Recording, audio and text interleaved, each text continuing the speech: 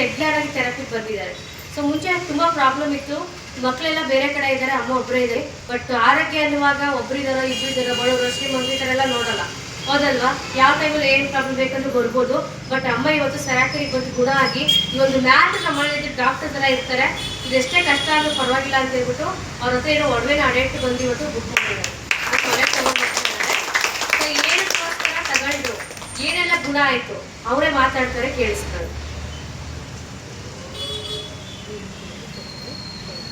ನಮಸ್ತೆ. ಹಲೋ, ನಮಸ್ಕಾರ. ನಮಸ್ಕಾರ. ನಿಮ್ಮ ಹೆಸರು? ರತ್ನ ಅಂತ. ನಾನು ಗೊತ್ತಿಲ್ಲ ಇಲ್ಲಿಗೆ ಬರೋದು. ನಾನು ತುಂಬ ಹುಷಾರಿಲ್ಲದೆ ಆಸ್ಪತ್ರೆಗೆ ಅಂತೀನಿ. ನಮ್ಮ ಈಗ ನಿಂಗಮ್ಮರು ಬರ್ತಾರಲ್ಲ, ಅವರು ಹಿಂಗೆ ಬಾ ಇಲ್ಲಿ ಹುಷಾರಾಗುತ್ತೆ ಅಂತ ಹೇಳಿದ್ರು. ಒಂದು ದಿವಸ ಕರ್ಕೊಬಂದರು. ಇಲ್ಲಿ ಬಂದಮೇಲೆ ನನಗೆ ಯಾಕೆ ತುಂಬ ಇಷ್ಟ ಆಯಿತು. ನನ್ನ ಜೊತೆಲಿ ಜಯಮ್ಮನೂ ಕರ್ಕೊಬಂದೆ. ಅವತ್ತಿಂದ ತಪ್ಪಿಸ್ದಂಗೆ ಬರ್ತಾನೆ ಇದ್ದೀವಿ ನಾವು. ಆದರೆ ನನಗೆ ಸ್ವಲ್ಪ ಹಾರ್ಟ್ ಪ್ರಾಬ್ಲಮ್ ಆಗಿ ಒಂದು ತಿಂಗಳು ಆಸ್ಪತ್ರೆಯಲ್ಲಿ ಇದ್ದೆ ನಾನು. ಇಲ್ಲಿ ಗೌರ್ಮೆಂಟ್ ಆಸ್ಪತ್ರೆ ನಗರದಲ್ಲಿ ಎಲ್ಲ ಇದ್ದೆ. ನನಗಿದ್ದಿದ್ದು ಹಾರ್ಟ್ ಪ್ರಾಬ್ಲಮ್ಮು ತುಂಬ ಇದಾಗಿ ಸೀರಿಯಸ್ ಆಗಿತ್ತು. ಆಮೇಲೆ ಖುಷಿಯಾಗಿ ಇವತ್ತು ಚೆನ್ನಾಗಿದ್ದೀರಲ್ವಾ? ಇವತ್ತು ಚೆನ್ನಾಗಿದ್ದೀರಲ್ವ? ಈಗ ಚೆನ್ನಾಗಿದ್ದಿತ್ತು, ಈಗ ತುಂಬ ಚೆನ್ನಾಗಿದ್ದೀನಿ. ನಾನು ಈಗ ಸರಿಯಾಗಿ ಆಸ್ಪತ್ರೆಗೆ ಹೋಗ್ತಾ ಇಲ್ಲ. ನಾನು BP ಮತ್ತು ಥೈರಾಯ್ಡು, ಕೊಲೆಸ್ಟ್ರಾಲ್, ಮತ್ತು ನಾನು ಕಾಲು ನೋಡಿಲ್ಲ, ಆಪರೇಷನ್ ಬೇರೆ ಆಗಿದೆ, ಇದು ಬೇರೆ ಕೂಡಿತ್ತು. ಈಗೆಲ್ಲ ಸ್ವಲ್ಪ ಇಲ್ಲಿ ಬಂದಮೇಲೆ ಚೆನ್ನಾಗಿದ್ದೀನಿ. ಖುಷಿಯಾಗಿರ್ತೀನಿ. ನಾನು ಬೆಳಗ್ಗೆ ಇತ್ತು ಅಂತಂದ್ರೆ ಎಷ್ಟೊತ್ತಿಗೆ ಹೋಗೋಣಪ್ಪ ಸರಿಯಾಗಿ, ಎಷ್ಟೊತ್ತಿಗೆ ಹೋಗೋಣ ಅಂತಂದ್ರೆ ಬೆಳಗ್ಗೆ 6:30ಗೆ ನಾವು ಬಂದು ಇಲ್ಲಿ ಇರ್ತೀವಿ ಖಾಲಿ ಹೊಟ್ಟೆಲೆ. ಮಾತಾಡ್ಬಿಟ್ಟು ಖಾಲಿ ಹೊಟ್ಟೆಲ್ಲ ಕಾಯ್ತಾ ಇರ್ತೀವಿ. ಫಸ್ಟ್ ಇದನ್ನ ಬೇಚೆ ನಾವು ಯಾವಾಗಲೂ ಇಷ್ಟು ದಿನನೂ ನಾನು ಕಾಲಿನ ಸರಿಯಾಗಿ ಆಸ್ಪತ್ರೆಗೂ ಹೋಗ್ತಾ ಇಲ್ಲ. ಈಗ 14 ಮಾತ್ರೆ ನುಗ್ತಿದ್ದೆ ನಮ್ಮ ಸರ್ ಇದ್ದಾಗ. ನಾನು ಅವಾಗ್ಲೂ ಬೆಡ್ ಚೆಕಪ್ ಎಲ್ಲ ತಂದು ಕೊಟ್ಟೆ ನಮ್ಮ ಸರ್ಗೆ. ಎಲ್ಲ ನಾರ್ಮಲ್ ಬಂದಿತ್ತು, ಥೈರಾಯ್ಡ್ ಎಲ್ಲ ನಾರ್ಮಲ್ ಬಂದಿತ್ತು. ಆದರೂ ಮಾತ್ರೆ ನುಗ್ಗಿಲ್ಲ. ಮಾತ್ರೆ ತಗೋತಾ ಇದ್ದೀನಿ. ಸರ್ ಇದೊಂದು ಸತಿ ನುಂಗಿ ಅಂತ ಅಂದರು ಡಾಕ್ಟ್ರು. ತಗೋತಾ ಇದ್ದೀನಿ. ಎಲ್ಲ BP ಮತ್ತು ಥೈರಾಯ್ಡು, ಕೊಲೆಸ್ಟ್ರೋ ಎಲ್ಲ ನಂಗೆ ನಾರ್ಮಲ್ ಬಂದಿದೆ. ನನಗೆ ಯಾವುದು ಇಲ್ಲಿ ಬಂದರೆ ಸ್ವಲ್ಪ ನನ್ನಕ್ಕ ಕಲ್ಲು ನಡವಳಿಕೆ ಎಲ್ಲ ಚೆನ್ನಾಗಿರ್ತೀನಿ. ಮನೆಯಿದ್ರೆ ಟೆನ್ಷನ್ ಆಗುತ್ತೆ. ಟೆನ್ಷನ್ ಮಾತ್ರ 40 ಕೊಟ್ಟಿದ್ರು. ಈಗ ಅದನ್ನು ಮುಗ್ತಾ ಇಲ್ಲ ನಾನು.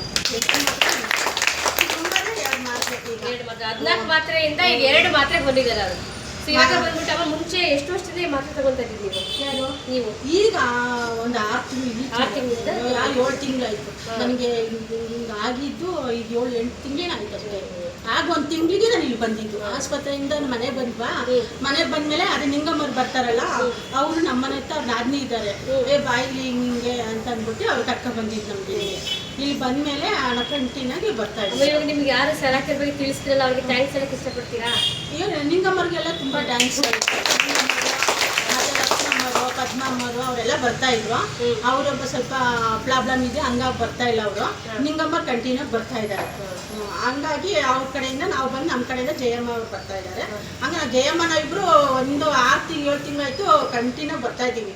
ತಪ್ಪಿಸ್ತೇನೆ ಇಲ್ಲ ನಾವು. ಈಗ ಸ್ವಲ್ಪ ಜನ ಹೊಸ ಬರೋ ಡೌಟ್, ಈ ಥೆರಪಿ ಮಾಡಿದ್ರೆ ರಕ್ತ ಸುಡುತ್ತೆ, ಮೂಳೆ ಪುಡಿ ಆಗುತ್ತೆ, ಎಂಥದಿಲ್ಲ, ಸುಳ್ಳು. ನಮ್ಗೆ ಹೇಳಿದ್ರು ಹೊಸಬ್ರು ಬಂದಾಗ ಒಂದೊಪ್ಪ ನಮ್ಗೆ ಎಷ್ಟು ದಿವಸ ಇದು ನಾವು ಮಾಡೋವರೆಗೂ ಅಷ್ಟೇ, ಮತ್ತೆ ಮಾಮೂಲಿ ಇದು ಅಂತ ನಮಗೂ ಹೇಳಿದ್ರು ಅಯ್ಯಪ್ಪ. ನಾವು ಜಯಮ್ಮ ಇಬ್ರು ನೆಗಾಡ್ಕೊಂಡು ಹೋಗ್ತೀವಿ. ನಮ್ಗೆ ಅಯ್ಯಪ್ಪ ಹೇಳಿದ್ರು, ಮತ್ತೆ ಅಯ್ಯಪ್ಪನೇ ಬರ್ತಾ ಇದ್ದಾರೆ. ಬರೋರಿಗೆ ಅವೆಲ್ಲ ಅನ್ಬಾರ್ದು. ಒಳ್ಳೇದಾಗುತ್ತೆ ಬರ್ರಿ ಅಂತ ಒಳ್ಳೇದು ಬಯಸ್ಬೇಕು ಹೊತ್ತು ಕೆಟ್ಟದ್ದು ಬಯಸ್ಬಾರ್ದು. ಬರೋರಿಗೆ ಒಳ್ಳೇದಾಗುತ್ತೆ ಬರ್ರಿ, ಕಂಟಿನ್ಯೂ ಬರ್ರಿ, ನಿಮಗೂ ಆರೋಗ್ಯ ಚೆನ್ನಾಗಾಗುತ್ತೆ ಅಂತ ನಾವು ಹೇಳ್ಬೇಕು ಹೊತ್ತು ಈ ಥರ ಹೇಳ್ಬಾರ್ದು. ಬರೋರಿಗೆ ಎದುರಿಸ್ಬಾರ್ದು ನಾವು ಅಷ್ಟೇ. ಒಳ್ಳೆ ಚೆನ್ನಾಗಾಗುತ್ತೆ. ಈಗ ನಾನೇ ಸಾಕ್ಷಿ. ಈಗ ನಮ್ಮನೆ ಎಲ್ಲ ಕಲಿಸಿದೆ, ನಿಮಗೆ ಹಿಂಗೆಲ್ಲ ಆಗಿದೆ ಅಂತ ಎಲ್ಲರೂ ಹೇಳ್ತಾರೆ. ಈಗ ನಾನು ಚೆನ್ನಾಗಿದ್ದೀನಿ. ನಮ್ಮ ಮುಂಚೆ ಎಷ್ಟು kg ಇದ್ರಿ ನೀವು? ಯಾರು? ನಾನು 108 kg ಇದೆ. ಇವಾಗಮ್ಮ ಈಗ ಸ್ವಲ್ಪ ಕಮ್ಮಿ ಆಗಿದೆ. 108 kg ಇದೆ. ಇವಾಗ ಕಡಿಮೆ ಆಗಿದಾರಮ್ಮ. ಹಾಗೆ ಬಂದ್ಬಿಟ್ಟು ನೀವು ಇಲ್ಲೇ ಬರ್ಬೋದಾಗಿತ್ತು, ಏನಕ್ಕೆ ಮನೆಗೆ ತಗೊಂಡ್ರಿ? ಏನು ಅಂದರೆ ನಾವು ಬೆಳಗ್ಗೆ ಒಂದು ಟೈಮ್ ತಗೋತೀವಲ್ಲ. ಈಗ ನಾನು ಇರೋದೇ ಒಬ್ಬಳೆ, ಯಾರೂ ಇಲ್ಲ. ನಮ್ಮ ಅಮ್ಮ ಕಂಡ್ರು. ಹಾಗೆ ನನಗೆ ಈಗ ಲೇಟಾಗಿ 5 ಮಕ್ಕಳು ಇಲ್ಲ, ಯಾರೂ ಇಲ್ಲ, ನಾನು ಒಬ್ಬಳೇ ಇರೋದು. ಹಂಗಾಗಿ ನನ್ನ ಆರೋಗ್ಯ ನಾನು ನೋಡ್ಕೋಬೇಕಲ್ಲ. ಈಗ 3 ಹೊತ್ತು ತಗೋಬೋದು. ನಮ್ಮ ಮನೇಲಿದ್ರೆ ಯಾವಾಗ ಬೇಕಾ ತಗೋಬೋದು. ಇಲ್ಲೇನೊಂದು ಅರ್ಧ ಗಂಟೆ 5 ಗಂಟೆಗೆ ಹೇಳಿಸ್ತಾರೆ, ಮತ್ತೆ ಸಂಜೆ ಹೊತ್ತು ಅಂತಾರೆ ಇನ್ನೂ ಚೆನ್ನಾಗಿ ಆಗುತ್ತಲ್ಲ. ಇರ್ಲಿ ಬಿಡು, ನಮ್ಮ ಆರೋಗ್ಯ ನಾವು ನೋಡ್ಕೊಂಡು ಈಗ ಆಸ್ಪತ್ರೆ ದುಡ್ಡು ಕಟ್ಟಲ್ವಾ. ಹಂಗಾಗಿ ತಗೊಂಡೆ ಇರ್ಲಿ ಅಂತ. ನಿಮಗೆ ದುಡ್ಡು ಜಾಸ್ತಿ ಆಯ್ತು ಯಾಕೆ ತಗೋಬೇಕಂತೆಲ್ಲ ಅನ್ಸಿಲ್ವಮ್ಮ? ಈಗ ನಾವು ಆಸ್ಪತ್ರೆ ಕಟ್ಟೋದು ದುಡ್ಡ, ಈಗ ಡಾಕ್ಟರ್ ಹೇಳಿದಷ್ಟು ನಾವು ದುಡ್ಡು ಕಟ್ಟಬೇಕು ಈಗ ಇಲ್ವಾ? ಈಗ ಇದು ನಮ್ಮಲ್ಲಿ ಇದ್ರೆ ಒಂದು ಮೆಡಿಸನ್ ಇದ್ದಂಗಿತ್ತು ನನಗೆ. ಈಗೇನೋ ಒಂದು ಜ್ವರ ಬಂತು, ಒಂದು ಏನಾಗಿತ್ತು ಅಂದ್ರೆ ಹೋಗಿ ಆರಾಮ ಮನ್ಕೋಬಹುದು. ಈಗ ನಾವ್ ಇಲ್ಲಾಂದ್ರೆ ಆಟಕ್ಕೆ ಎಷ್ಟು ದುಡ್ಡು ಕಟ್ಟಿದೀವಿ ಗೊತ್ತಾ? ತಿಂಗಳಿಗೆ 6,000 ರೂಪಾಯಿ ದುಡ್ಡು ಆಟಕ್ಕೆ. ಹೋಯ್ತಾ ಗೊತ್ತಾ ನಾವು 200 ರೂಪಾಯಿ, ಜಯಮ್ಮ 100 ರೂಪಾಯಿ, 400 ರೂಪಾಯಿ ಆಟದಲ್ಲಿ ಹೋಯ್ತಾ ಗೊತ್ತಾ? ಆಟಕ್ಕೆ ದುಡ್ಡು ಕೊಡ್ತೀವಿ ನಾವು. ಈಗ ಅದೇ ಅಮೌಂಟ್ ಸೇವ್ ಮಾಡ್ತಾ ಇದ್ದೀರಿ ಈಗ ಮನೆ ತಗೊಂಡು? ಇಲ್ಲ, ಮನೆಗೆ ಹೋದ್ರೆ ನಾವು ಮತ್ತೆ ಬರ್ತೀವಿ ಇಲ್ಲಿಗೆ ತರ್ಬಿಗೆ. ಇರಲ್ಲ, ಸಮಾಧಾನ ಆಗಲ್ಲ, ಇಲ್ಲಿ ಬಂದು ಹೋಗ್ಲೇಬೇಕು ನಾವು. ಹಂಗಾಗಿ ಇವಾಗ ಇಷ್ಟು 1 ಲಕ್ಷ ದುಡ್ಡಿದ್ರೆ ಹೆಣ್ಮಕ್ಳು ಬಂಗಾರ ತಗೋಬೇಕಂತ ಯೋಚನೆ ಮಾಡ್ತಾರೆ. ನೀವು ಬಂದ್ಬಿಟ್ಟು ಬಂಗಾರನ ಬೇಡ ಅಂತೇಳಿ ತಗೊಂಡಿದ್ದೀರಾ, ಯಾಕೆ? ನಾವು ಚೆನ್ನಾಗಿದ್ರೆ ಅಂಥದ್ದು 2 ವರ್ಷ ಬಂಗಾರ ಮಾಡಿಸ್ಕೋಬಹುದು. ನಾವೇ ಬಂಗಾರನ ಮೈಗೆ ಬಟ್ಟೆನೂ ಕೊಡಲ್ಲ, ಒಂದು ಬಟ್ಟೆನೂ ಕೊಡಲ್ಲ ಹೇಳ್ವೆ. ನಾವು ಚೆನ್ನಾಗಿದ್ರೆ ಅಂತ 2 ವರ್ಷ ಬಂಗಾರ ಮಾಡಿಸ್ಕೋಬಹುದು. ಈಗ ನಮ್ಗೆ ಅದೇ ಬಂಗಾರ, ಅದೇ ಮೆಡಿಸನು ಎಲ್ಲ ಅದೇ ನಮ್ಗೆ. ಹೊಸದಾಗಿ ಬರೋರಿಗೆಲ್ಲ ಏನ್ ಹೇಳ್ತೀರಮ್ಮ? ಬರ್ರಿ, ನಿಮಗೂ ಹುಷಾರಾಗುತ್ತೆ, ಆರೋಗ್ಯ ಚೆನ್ನಾಗಾಗುತ್ತೆ, ನಂಬಿಕೆ ಇರ್ಬೇಕಷ್ಟೇ ಎಲ್ಲರಿಗೂ. ಈಗ ಅವ್ರಂದ್ರು ಇವ್ರಂದ್ರು ಅಂತೆಲ್ಲ ತಲೆಗೆ ಹಾಕಬಾರ್ದು. ನಾವು ನಮ್ಮ ಆರೋಗ್ಯ ನಾವು ನೋಡ್ಕೋಬೇಕು. ಈಗ ಯಪ್ಪ ಅಂತರು, ಇನ್ನೊಬ್ರು ಅಂದ್ರು, ಇಬ್ರಲ್ಲಂದ್ರು ನಮ್ ತಲೆ ಕೆಡ್ಸ್ಕೊಳ್ಳಿಲ್ಲ. ನನ್ನ ಆರೋಗ್ಯ ನಾನು ನೋಡ್ಕೋಬೇಕು ಅಷ್ಟೇ ಹೊತ್ತು. ಅಂತ ನಮ್ಮಿಂದ ನಾವು ಚೆನ್ಕೊಳ್ಳೇಬೇಕಾ ಹೇಳ್ಬೇಕು ಅಷ್ಟೇ, ಇನ್ನೇನೂ ಇಲ್ಲ. ಬರೋರ್ಗು ಹಾಳು ಮಾಡಬಾರ್ದು ಅಷ್ಟೇ, ನನ್ಗೆ ಇಷ್ಟ ಆಗೋದು. ನಾವು ಇಲ್ಲಿ ಬಂದ್ರೆ ಏನೋ ಒಂಥರ ಖುಷಿ, ಒಂಥರ ದೇವಸ್ಥಾನ ಬಂದಂಗೆ, ಏನೋ ಒಂಥರ ಆ ಥರ ಅನಿಸುತ್ತೆ. ಇಲ್ಲಿ ಬಂದರೆ ನಾವು ನಮ್ಮ ಮನೇಲಿ ಏನೇ ಕೆಲಸ ಇದ್ರೂ ಬೇಗ ಬೆಳಗ್ಗೆನೇ ಎದ್ದು ಓಡ್ ಬರ್ತೀವಿ ಇಲ್ಲಿಗೆ. ಚೆನ್ನಾಗಿದ್ದೀನಿ. ಈಗ ಆಸ್ಪತ್ರೆ ಸರಿಯಾಗಿ ನಾವು ಹೋಗ್ತಾನೆ ಇಲ್ಲ. ಈಗ ಮಾತ್ರ